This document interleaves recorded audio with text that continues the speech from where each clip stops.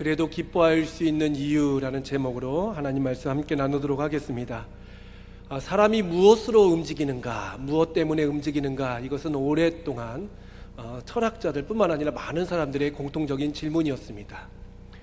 동물은 본능에 의해서 움직이죠. 배고픔을 찾아서, 또 졸리움을 찾아서, 또 번식을 위해서 이렇게 움직이는데, 사람은 이 이외에 무엇으로 움직이는가, 살아가는가라는 그 질문이 계속 제기됐다는 것입니다. 여러 학설들과 여러 주장들이 있었는데, 그 중에 제 마음속에 이렇게 어필이 됐던 두 가지가 있는데, 첫 번째는 자아 성취입니다. 사람들은 왜 살아가는가? 자기의 목표를 실현하고자 살아간다는 것이지요. 여러분들 매일마다 하루의 계획을 세우지 않습니까? 오늘은 어떤 일을 하리라, 오늘은 어떤 목표를 가지고 살아가리라 라는 계획을 세우게 된다는 것이지요. 또 우리는 한 달을 새롭게 시작할 때도 이달 한 달에는 어떤 일을 하겠다라는 결심을 하게 됩니다. 그리고 연말이 되면 또 새해를 준비하는 마음으로 새해에는 어떤 일을 하겠다, 운동을 하겠다, 공부를 하겠다, 또 많은 사람을 만나보겠다라는 등의 계획을 세웁니다. 이런 이상적인 목표를 가지고 살아가는 존재들이 바로 우리들이라는 것입니다. 첫 번째가 자아 성취, 자아 실현을 위해서 살아가는 동력이 있다면, 또 두 번째는 바로 즐거움, 재미를 위해서 살아가는 존재가 우리가 아닌가 생각됩니다. 여러분, 재미있는 곳에는 사람들이 모이게 되어 있죠. 흥미롭고 어떤 새로운 것에 대한 호기심, 이것은 사람들을 움직이는 힘이 있다는 것입니다. 유튜브에 유명한 영상이 있습니다. 제가 예전에도 한번 소개해드렸는데요. 펀 티오리라는 영상이 있습니다. 그 영상은 사람들은 무엇에 이끌리는가, 무엇에 따라 살아가는가라는 것을 아주 재미있게 실험한 영상인데, 펀 티오리, 그러니까 즐거움의 이론이라는 그런 의미의 영상입니다. 제가 어제 그 교육부에 일이 있어서 서울을 잠깐 다녀왔습니다. 지하철을 타고 이동을 했는데요. 예전엔 지하철이 2호선, 3호선, 4호선밖에 없었는데 지금은 9호선까지 이렇게 뚫리다 보니까 점점 깊은 지하에 이렇게 승차장이 마련되게 되어 있습니다. 그래서 한참 내려가더라고요. 내려갈 때는 이제 걸어서 내려가는 사람들이 종종 있었는데, 이제 그 지하철에서 내려서 다시 지상으로 올라올 때는 대부분의 사람들이 다 에스컬레이터를 이용해서 올라갔습니다. 저는 이제 코로나가 좀 두려워서 계단으로 올라갔는데요. 많은 사람들은 이제 편리한 것을 찾아가는 것이지요. 계단이 몸에 좋고 건강에 좋고, 또 계단을 이용해야지만이 에너지도 좀 절약된다는 것을 알면서도 사람들은 계단을 이용하기보다는 편리한 에스컬레이터를 이용한다는 것이 바로 보편적인 심리가 아니겠습니까? 근데 이 펀 티오리 영상을 만든 사람들은 재밌는 실험을 합니다. 계단에다가 피아노 건반과 같은 모양의 인테리어를 했습니다. 그러니까 계단이 도레미파 솔라시도 그 건반처럼 바뀌게 되는 것이고, 거기에 이제 그 특유의 부저를 설치해가지고 밟으면 삑삑삑 소리가 나는, 도레미파 솔라시도가 나는 그러한 이제 특수한 장치를 설치를 했습니다. 그러자 많은 사람들이, 에스컬레이터를 이용했던 사람들이 계단을 이용하게 되는 것이지요.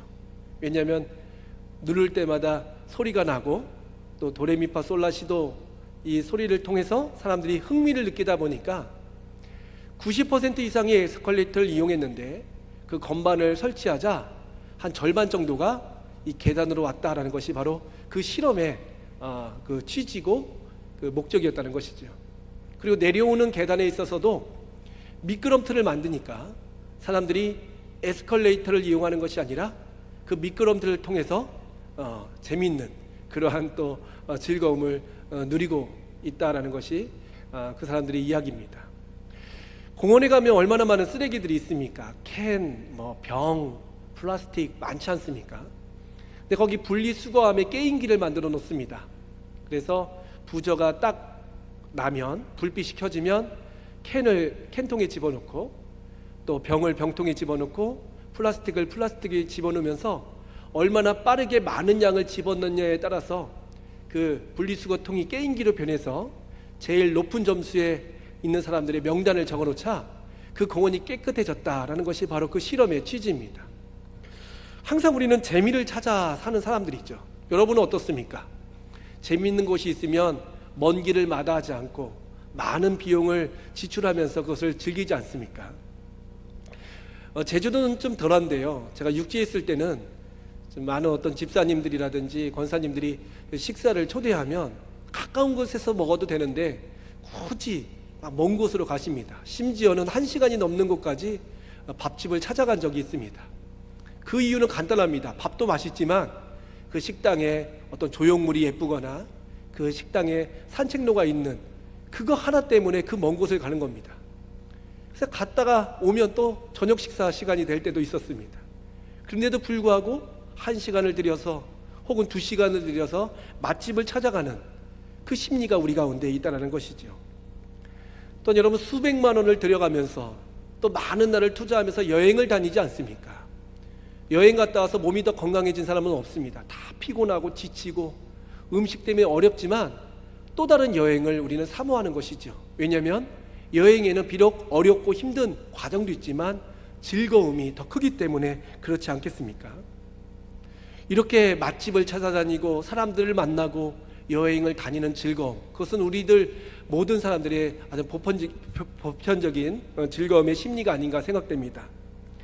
그런데 코로나로 말미암아 이 모든 것이 지금 멈춰졌다는 것이지요.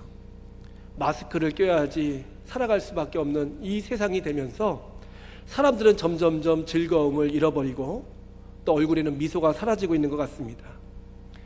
이 코로나가 빨리 지나갔으면 좋겠는데 많은 학자들은 제2차 대유행이 올 것이다 라고 예견하고 있고 또 이 코로나가 2년 혹은 길게는 3년까지 지속될 수 있다라고 말하고 있습니다.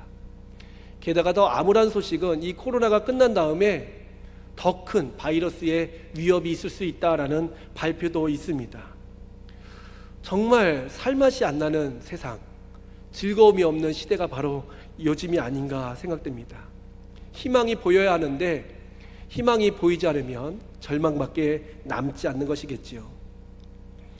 고3 아이들이 오늘로써 57일, 이제 수능이 57일 남았습니다. 이제 57일간 열심히 공부해서 수능을 치르게 될 터인데 이 수능 일자가 57일 남았으니까 그 아이들의 마음 가운데 어떤 마음이 있을까요? 57일이 지나면 나는 자유다, 나는 해방이다, 나는 이제 즐거운 시간들이 나를 기다리고 있다라는 그런 기대감이 있기 때문에 지금 열심히 공부하는 것 아니겠습니까?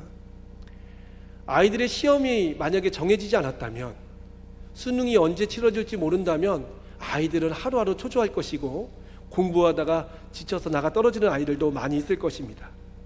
희망이라는 것이 보여야만이 우리 가운데 어떤 그런 결정이 주어질 때만 우리가 안심하고 안도를 할 텐데 요즘 시대는 장밋빛처럼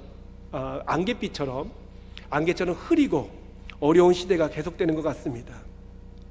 사실 인생 가운데 그러한 날들은 우리 가운데 계속 반복되는 것 아니겠습니까? 그러다 보니까 많은 성도님들이 지쳐 계시고 또 힘들어하는 모습들을 바라보게 됩니다. 웃을 일이 없고 즐거움이 없는 이 시대, 그런데도 불구하고 오늘 말씀해 보니까 우리를 향하여 Don't worry, be happy, 슬퍼하지 말고 걱정하지 말고 즐거워하라 라고 말씀하고 있다는 것이죠. 무려 빌립보서에서는요 14번이나 걸쳐서 사람들에게 즐거워하라, 기뻐하라 라고 말씀하고 있습니다. 기뻐해야 될 일이 있을 때 우리는 기뻐하지 기쁜 일이 없는데 어떻게 기뻐할 수 있겠습니까? 그런데요, 놀랍게도 이 기뻐하라 라는 말씀이 기록되어 있는 빌립보서는 여러분 다 잘 아시다시피 옥중에서 기록된 서신서라는 것입니다. 사도 바울은 억울한 누명을 쓰고 또 그 칠흑 같은 그 감옥에서 하루하루를 보내면서 암담한 그런 마음도 있었겠지만 오늘 말씀을 통해서 우리를 향하여 기뻐하라, 기뻐하라, 기뻐하라 계속 반복하고 있다는 것입니다. 사도 바울은 3차에 걸쳐서 선교 여행을 감당했습니다. 그때 그의 최종적인 목적지는 자기 고향이었던 소아시아, 특별히 소아시아 가운데서도 북쪽에 위치한 비두니아라는 곳이었습니다. 그것을 향하여 열심히 선교를 해야겠다라는 마음이 있었지만 성령께서는 그 비두니아를 놔두게 하시고 반대로 그 건너편 나라, 오늘날로 말하면 그리스죠. 그리스로 향하게 하셨습니다. 그리스 마게도냐 사람들의 환상을 보여주시면서 바울을 그 헬라 땅, 그리스 땅으로 인도하신 것이지요. 바울은 불가항력적인 하나님의 이끌림에 따라서 자기의 어떤 계획을 바꾸고 이제 그리스 네아폴리라는 곳을 거쳐서 빌립보에 도착하게 됩니다. 이 빌립보에 도착했을 때 그를 반겨준 사람은 없었습니다. 그곳은 거짓 신하들이 가득한 땅이었기 때문에 하나님을 전하는 바울을 순순하게 받아들이지 못했다는 것이죠. 그 와중에서도 하나님께서는 자주 옷감 장사였던 루디아를 통해서 복음을 듣게 하셨고, 그 루디아 집을 거처로 삼아서 이 빌립보 지역에 복음을 전하게 하셨습니다. 그래서 그 루디아 집이 훗날 빌립보 교회로 아름답게 성장할 수 있었다는 것이죠. 이 빌립보에서의 추억은 좋지 않습니다. 갖은 오해와 모함을 당하면서 심지어 빌립보 감옥에까지 갇히는 신세가 되었던 사도 바울이었습니다. 그럼에도 그는 그 빌립보 교회를 향하여 오늘도 간절한 마음으로 하나님의 말씀을 전하고 있는 것이지요. 기뻐하라. 헬라어 그 시제와 문법을 보니까요, 현재 능동태 명령법으로 기록되어 있습니다. 그냥 기뻐해 주세요, 기뻐해야 합니다, 권유나 어떤 부탁이 아니라 명령이라는 것이죠. 지금 내 안에서 스스로 기쁨이 넘쳐나야 한다라는 뜻입니다. 감옥에 있는 사도 바울, 또 여러 가지 우상의 세력 가운데에 치열한 전투를 겪고 있는 빌립보 교회, 기뻐할 것이 없는 바울과 빌립보 교회였지만 바울은 빌립보를 향하여 기뻐해야 된다, 기뻐하라 라고 강하게 명령하고 있다는 것입니다. 이것은 단순한 웃음요법이 아닙니다. 요즘 분들 건강하기 위해서 거울을 바라보면서 억지로 웃는 분들이 많이 계시죠. 웃으면 복이 옵니다 하면서 하하하 웃는 분들도 계시지만요, 그렇게 강제적으로 스스로 웃는 것이 아니라 내면에서부터 솟아나오는 기쁨을 가져야 된다라고 말씀하고 있다는 것이죠. 그것은 이유 없는, 까닭 없는 웃음이 아니었습니다. 주님께서 놀라운 일을 행하셨기 때문에, 주님께서 주신 은혜가 크기 때문에 기뻐하라 라고 말씀하고 있다는 것이죠. 그렇다면 하나님께서 주신 그 웃음의 이유, 기쁨의 이유가 무엇일까요? 오늘 말씀해 보니까 그 기뻐하라 기뻐하라 이전 3절 말씀 그 끝부분에 보니까 그 외에 나의 동역자들을 도우라, 그 이름들이 생명책에 있느니라 라고 말씀하고 있습니다. 하나님의 생명책에 우리의 이름, 믿음의 사람들의 이름이 기록되어 있기 때문에 기뻐해야 된다라고 말씀하고 있다는 것입니다. 기쁨의 이유가 하나님의 생명책에 우리의 이름이 기록되어 있기 때문이다라는 것이지요. 여러분, 하나님의 생명책이 얼마나 대단한 책이겠습니까? 그 하나님의 생명책은 지워지거나 흐려지거나 없어지는 책이 아니라 영원 무궁토록 있는 놀라운 축복의 명단이라는 것입니다.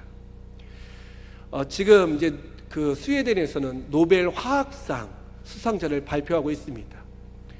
이 노벨상은 1901년부터 시작됐다고 하는데 올해로 약 950명의 수상자가 발표되었습니다. 안타깝게도 우리나라에는 물론 노벨 평화상 김대중 대통령께서 2000년에 수상을 하셨지만 과학상, 문학상 가운데는 아직 수상자가 없는 그런 실정입니다. 그래서 올해는 그 서울대에 있는 현택한 교수가 노벨 그 화학상 수상자로 유력한 후보이기 때문에 올해도 기대하고 있는데요. 그 노벨상의 수상자의 명단에 들어간다는 것이 얼마나 큰 영광이겠습니까?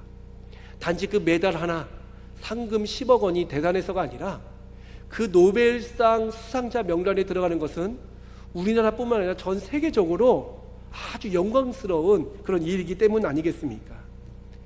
근데 아이들에게 있어서 노벨상 수상자 되는 것보다 그 아이들은 과자를 주는 것, 사탕을 주는 것을 더 좋아할 수도 있다는 것이죠. 은행에 통장에 몇억 원이 들어있든 아니면 그 메달이 어떤 가치가 있든 아이들에게 있어서 그것은 중요한 것이 아닐 것입니다. 내 앞에 보이는 사탕, 과자, 선물이 더 크게 보이는 것이겠죠. 높은 가치를 아는 사람은 높은 위치에 있는 사람들입니다. 그 가치가 얼마나 고귀하고 대단한 것인가는 높은 위치에 있는 사람들은 알 수 있다는 것이죠. 이렇듯 생명책에 이름이 기록되어 있다. 이 노벨상보다 더 대단한 하나님의 생명책에 내 이름이 기록되어 있다는 것은요, 그것은 이 세상과는 비교할 수 없는 큰 영광의 그런 면류관이라는 것입니다. 로마서 8장 18절 말씀에 보니까 사도 바울은 생각하건대 현재의 고난은 장차 우리에게 나타날 영광과 비교할 수 없도다라고 말씀하고 있습니다. 그러니까 지금의 어떤 고난, 어떤 어려움이 있다 할지라도 하나님이 장차 우리에게 주실 그 영광, 그 면류관은 이 세상 것과는 비교할 수 없는 놀라운 것이라는 것이죠. 그래서 오늘 말씀의 제목을 사실 그래도 기뻐할 수 있는 이유가 아니라 어떻게 보면 그래서 기뻐할 수 있는 이유가 더 맞을 수 있습니다. 하나님께서는 놀라운 것을 우리에게 주셨기 때문에 우리는 기뻐할 수 있다는 것이지요. 여기 계신 분 중 가운데 수어드의 바보짓이란 말을 들어보신 분 계십니까? 이 수어드의 바보짓, 이 말이 나온 것은 150년 전에 미국에서 있었던 일입니다. 이 수어드, 윌리엄 수어드는 그 당시 미국의 국무장관이었습니다. 국무장관으로서 어떠한 업적을 남길까 많이 고민했겠죠. 그러다가 미국의 땅덩어리를 조금 더 넓히고자 그는 러시아를 통하여 720만 불의 그 알래스카라는 얼음 땅을 사게 됩니다. 알래스카가 그 당시만 해도요, 사람이 살 수 없는 아주 추운 지역이었고, 그곳에 교통이 들어갈 수도 없고 어떤 건물이 세워질 수도 없는 불모지와 같은 곳이었습니다. 수어드는 720만 불, 요즘 뭐 환율로 따져서 맞지는 않겠지만 약 80억 원, 90억 원 돈을 들여서 러시아로부터 그 땅을 헐값에 사게 됩니다. 알래스카는 한반도의 7배나 되는 큰 땅이었습니다. 그러나 아무리 땅이 큰들 그것은 아무 소용없는 땅이었습니다.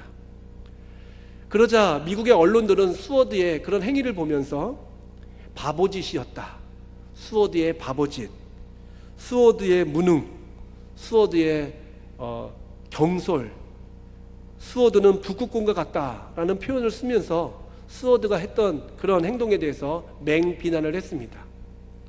사실 수어드도 땅덩어리를 좀 더 넓히고자 하는 욕심으로 그 일을 했지만 놀라운 일이 생겼습니다.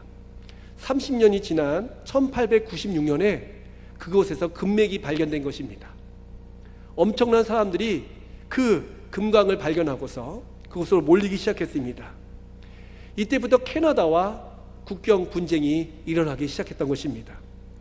그리고 더 놀라운 것은 100년이 지난 1968년에 그 알래스카 땅에서 세계 석유 매장량 3위에 해당되는 엄청난 양의 원유가 있다는 것을 발견하게 됩니다.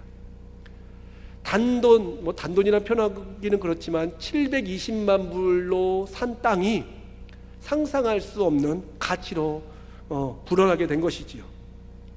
오늘날에는 어업, 또 산림, 임업, 또 관광산업 등 그 알래스카 땅은 미국에서는 없어서는 안 될 귀중한 땅이 되었다는 것입니다. 어떤 경제학자는 그 알래스카의 가치를 계산했는데요, 무려 10,000조 원 이상이다라고 통계를 냈다고 합니다. 우리나라 1년 예산이 얼마인지 아시지요? 한 500조 정도 되지 않습니까? 그러니까 우리나라가 20년 동안 아무것도 안 해도 그렇게 먹고 살 만한 돈이 바로 10,000조 원인데 그 땅의 가치가 그 이상이라는 것입니다. 사실 그 당시만 해도 수어드의 바보짓, 수어드의 무능, 수어드의 어떤 경솔함이다 비판했던 미국은 지금은 그 수어드의 바보짓이라는 것이 겉으로 볼 때는 어리석어 보이고 미련해 보이지만 훗날 엄청난 가치와 엄청난 축복으로 이어질 것을 가리키는 말로 변하게 되었다고 합니다. 하나님을 믿는 것, 하나님을 섬기는 것, 어떻게 보면 세상 사람들이 볼 때 수어드의 바보짓과 같이 시간도 낭비하는 것 같고 물질도 낭비하는 그런 모습까지 보일 수도 있습니다. 그러나 우리는 알고 있습니다. 하나님의 생명록 책에 기록된다는 것, 하나님의 자녀가 된다는 것이 얼마나 큰 축복이고 은혜인가를. 또한 바울은 우리가 기뻐할 수 있는 이유에 대해서 5절 말씀해 보니까 주께서 가까우시니라 라고 말씀하고 있습니다. 문자적으로 보면 예수님께서 이 땅 가운데 재림하신다라는 의미로 해석될 수도 있지만 이 의미는 신약성경 전체를 볼 때에 하나님의 나라가 우리 가운데 임하였다라는 의미로 해석될 수 있습니다. 하나님의 통치, 임마누엘 하나님, 우리와 함께 하시는 하나님이 계시기 때문에 기뻐할 수 있다는 것이지요. 제가 지금 살아오면서 가장 행복했던 시간을 한순간을 뽑아라 하면 저는 초등학교 1학년 때였습니다. 그날을 기억하고 있습니다. 학교를 마치고 집에 와야 되는데 비가 왔습니다. 비가 와서 그 우산, 아침에 준비해 간 우산을 쓰면서 집에까지 혼자 걸어왔습니다. 걸어와서 방문을 딱 여는데 불이 꺼져 있습니다. 그리고 어머니, 아버지가 같이 주무시고 계신 거예요. 비가 오니까 아버지가 일을 안 나가시고 집에서 어머니하고 낮잠을 주무신 것 같았습니다. 저는 그때 가방을 집어던지고 우산을 집어던지고 옷을 벗고 엄마, 아버지 사이로 쏙 들어갔습니다. 들어가서 같이 자게 됐는데 그때 아버지도 어머니도 저를 꼭 안아주셨습니다.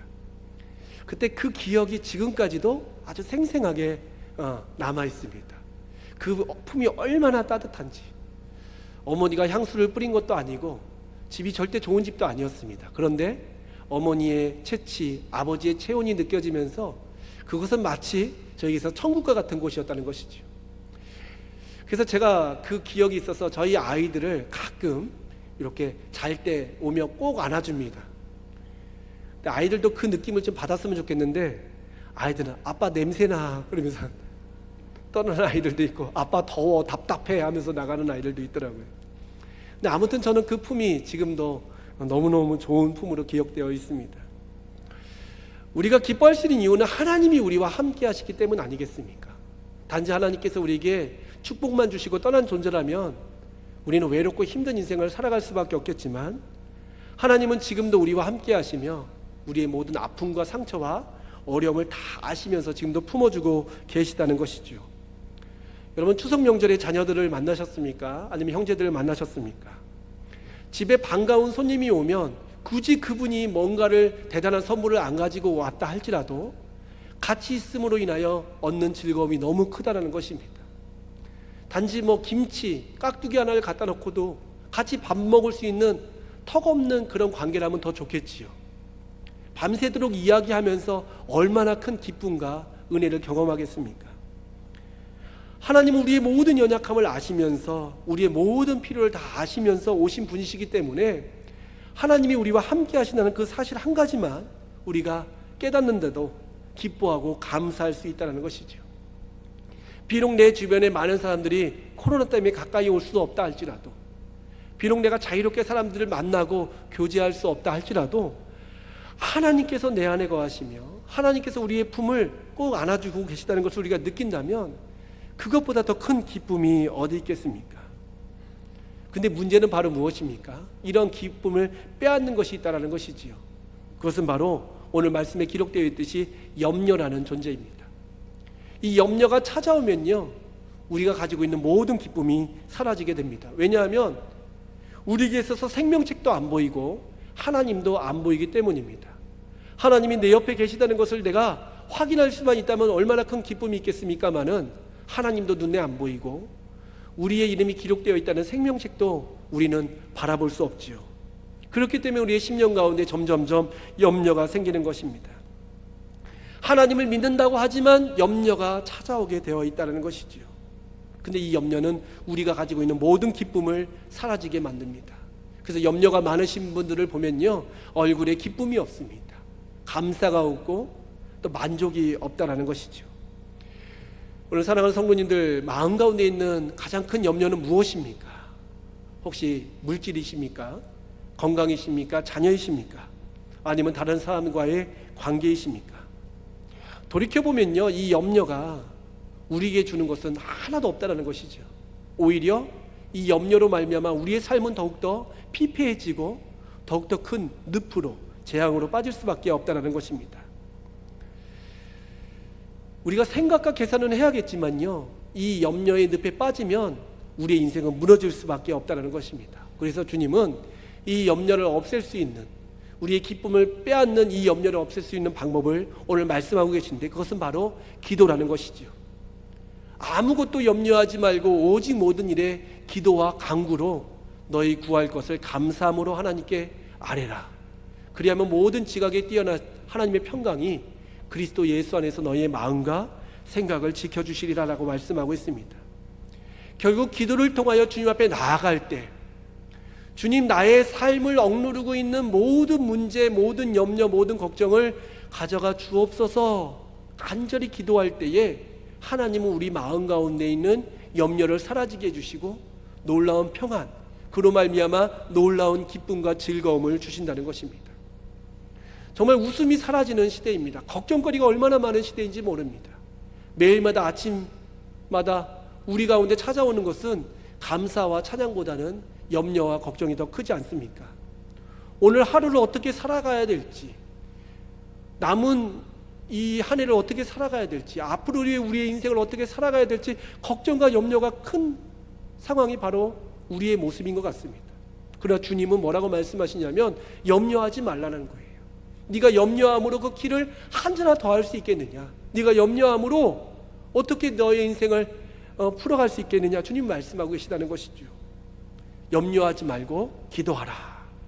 그것이 바로 오늘 주님께서 우리에게 주시는 명령이자 축복이라는 것입니다. 기도를 하면요, 우리 마음 가운데 놀라운 회복의 역사가 나타난다는 것입니다. 그런데 안타깝게도 형식적인 기도는 많이 하지만 진실한 기도를 놓치고 살아가고 있는 성도들이 많이 있습니다. 기도는 우리를 살릴 수 있는 놀라운 에너지, 놀라운 신비가 있는데도 불구하고 이 기도의 능력을 잃어버리고 이 기도의 사역을 망각한 채 하루하루 의미 없이 살아가는 성도님들이 얼마나 많은지 모릅니다. 기도할 수 있는데 왜 염려하십니까? 기도할 수 있는데 왜 걱정하십니까? 말로는 하지만 기도를 할 수 없는 연약한 가운데 있다는 것이죠. 이 코로나 때 우리가 가장 힘써야 될 사역이 바로 기도 사역이 아닌가 생각됩니다. 나를 위한 기도도 해야 되고 내 주변에 있는 사람들을 위해서 우리가 기도할 때가 아닌가 생각됩니다. 기쁨이 사라지고 있는 이때, 정말 하나님의 복음의 능력을 우리가 망각하고 있는 이때에 기도를 통하여 하나님의 능력이 우리의 삶 가운데 회복되어야 한다는 것이지요. 사도 바울이 감옥에서 무엇을 했을까? 왜 사도 바울은 감옥에서 기뻐할 수 있었을까? 자신이 슬픔 가운데 염려 가운데 있는데 빌립보 교인들을 향하여 기뻐하라고 말씀할 수 있었겠습니까? 본인이 기쁨이 충만했기 때문에 빌립보 교인을 향하여 기뻐하라고 담대히 말씀할 수 있었던 것이겠죠. 그가 어떻게 그 기쁨을 누릴 수 있었을까? 눈에 보이는 것은 쇠창살이고 어둠이고 아무 희망이 보이지 않는 절망뿐이었을 텐데 그가 그 가운데서도 놀라운 기쁨을 회복하고 놀라운 능력을 회복할 수 있었던 것은 바로 기도의 사람이었기 때문이라는 것입니다. 오늘 우리가 이 자리에서 하나님 앞에 간절히 사모할 때에 하나님 기도의 능력을 회복시켜 주시고 우리 마음도 세상 사람들처럼 다른 것에 뺏기는 것이 아니라 뭐 맛있는 음식, 또 재밌는 어떤 여행, 즐거움, 이것을 사모하는 것이 아니라 주님이 우리에게 주신 이 놀라운 영적인 권세와 이 축복을 다시 회복하면서 하루를 살아가면서 또 남은 인생을 살아가면서 날마다 기도를 통하여 승리하고 하나님이 주신 놀라운 기쁨을 회복할 수 있는, 그래도 기뻐할 수 있는, 어떤 상황 가운데서도 만족할 수 있는 인생이 되게 하여 주옵소서. 사모할 수 있는 성도 여러분 다 되시기를 주님의 이름으로 축복합니다.